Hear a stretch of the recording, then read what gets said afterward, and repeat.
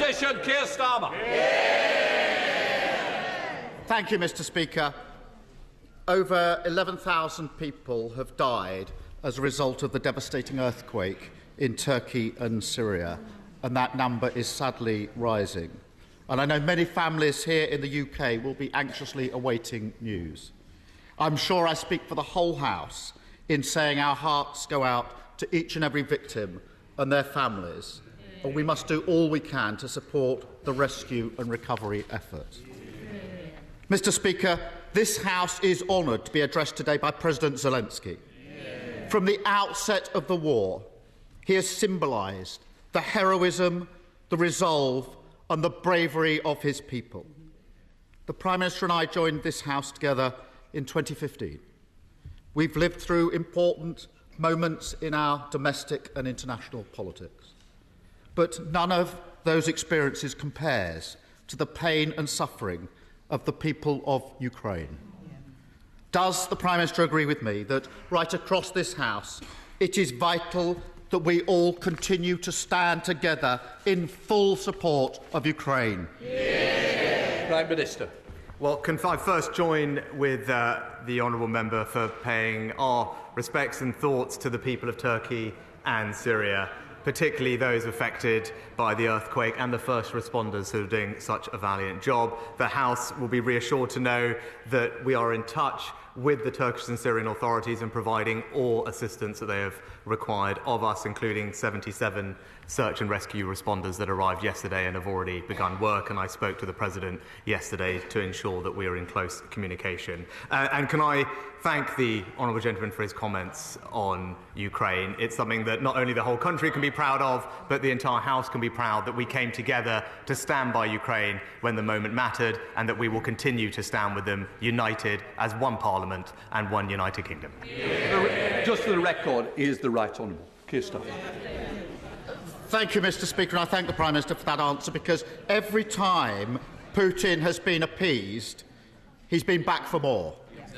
And so does the Prime Minister agree with me that across this House we must speak with one voice and say this terrible conflict must end with the defeat of Putin in Ukraine?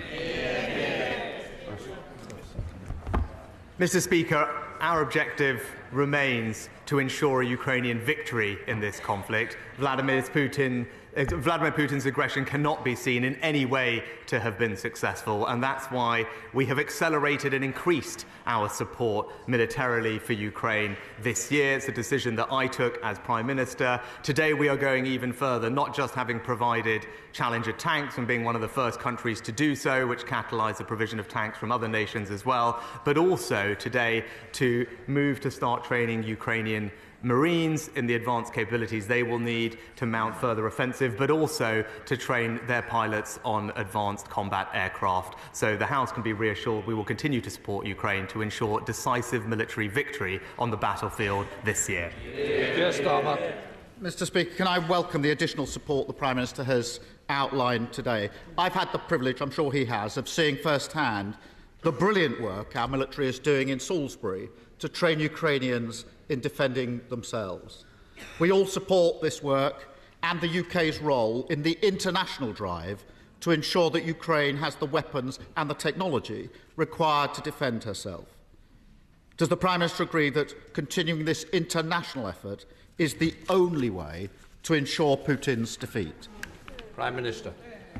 Mr. Speaker, the House may not all be aware that actually we have continued to train Ukrainian soldiers because it's something that we have done for years before the conflict started and something that we should be very proud of. But obviously we've intensified those efforts. Last year we trained 10,000 Ukrainian soldiers through Operation Interflex. This year the Defence Secretary announced that last year we'll be training 20,000 Ukrainian soldiers in addition to the Marines and Air Force pilots that I mentioned earlier. But the Right Honourable Gentleman is right to highlight this has been an international effort. development. One thing that is a mark of UK leadership in this particular area is that around a dozen other countries have all come here to the UK to take part in our training programs to support Ukrainian soldiers.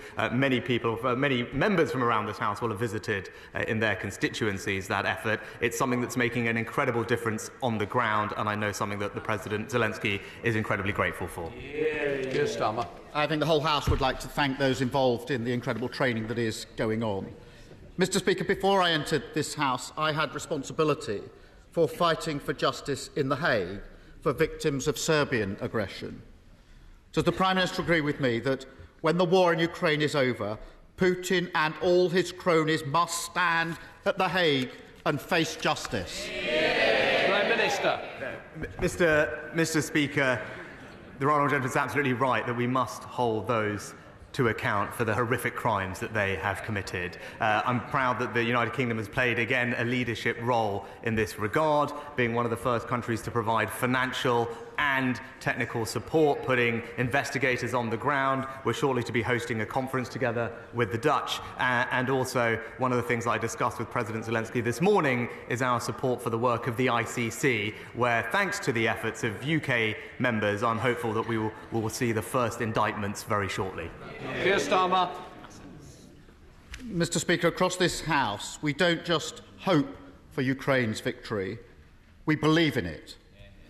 And part of that victory must be Ukraine's reconstruction. Does the Prime Minister agree with me that Russia should pay for the destruction it has caused through the wealth lying dormant in blocked Russian government assets? Prime Minister. Mr. Speaker, we are the third largest humanitarian and economic donor to Ukraine, £1.4 billion of support that we have provided through direct grant assistance and guarantees at multilateral lending organisations. And again, the House will remember we took a lead in imposing economic sanctions on Russian entities, including individuals and state-sanctioned assets. We've ensured the provision of funds here will be put in a foundation for reconstruction in Ukraine, and we are currently working with international partners through the legal process to use those assets to fund Ukrainian reconstruction. Of course, that's something that we all want to see, and we're working with our partners to achieve that. Keir Starmer. Thank you, Mr. Speaker. As a country, we've always been at our best when we stand up to tyrannical aggressors threatening their neighbours and peace on our continent. That's why the Labour Party helped found NATO, and why our commitment to NATO is as unshakable today as it was back then. Does the Prime Minister agree with me that whatever differences we may have, no matter what difficulties we face as a country, we in this House have a duty to stand on the shoulders of giants who came before us and support Ukraine's fight for freedom, liberty and victory? Prime Minister. Well, Mr. Speaker, we remain the leading European ally in NATO, as we always have done. We continue to increase funding in our armed forces by £24 billion at the last spending review to ensure that we maintain not just our NATO obligation to spend 2% of our GDP on defence, but also we participate in every NATO operation and remain the leading nation when it comes to contributions to NATO's Rapid Response Force and the NATO Readiness Initiative. But I join with the Right Honourable Gentleman in saying that this House and this country will stand united with Ukraine until we ensure the defeat of Vladimir Putin.